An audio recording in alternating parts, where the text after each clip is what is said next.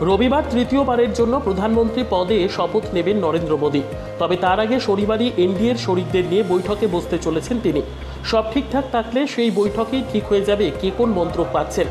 শরিক দলগুলির জন্য বিজেপি কোন কোন মন্ত্রক ছাড়বে তা নিয়ে কৌতূহল রয়েছে নানান মহলে। এবারে ভোটে সংখ্যাগরিষ্ঠতা পায়নি কোনো দল। বিজেপি আটকে গিয়েছে 240 আসনে। তাই সরকার করতে নরেন্দ্র মোদী, অমিত শাহদের ভরসা করতে হচ্ছে এনডিএর শরিকদের ওপর। প্রাপ্ত আসন সংখ্যার নিরিখে এনডিএ শরিকদের মধ্যে বিজেপির পরই রয়েছে তেলেগু দেশম পার্টি। তাদের ঝুলিতে রয়েছে 16টি আসন। তৃতীয় স্থানে নীতিশ কুমারের জনতা দল ইউনাইটেড, তারা পেয়েছে 12টি আসন।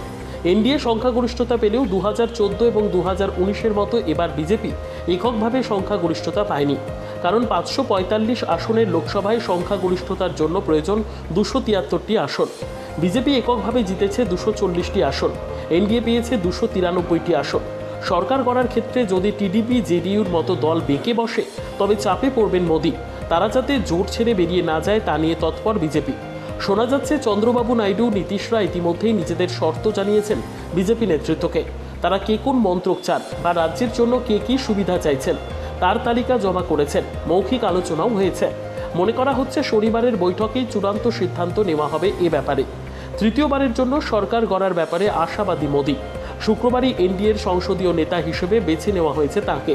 শরিকরা সর্বসম্মতভাবে মোদীর নামে সমর্থন জানিয়েছেন। তারপর বিকেলেই রাষ্ট্রপতি দ্রৌপদী মুর্মুর কাছে গিয়ে তৃতীয়বার সরকার গঠনের জন্য আনুষ্ঠানিকভাবে আবেদন জানিয়েছেন মোদী।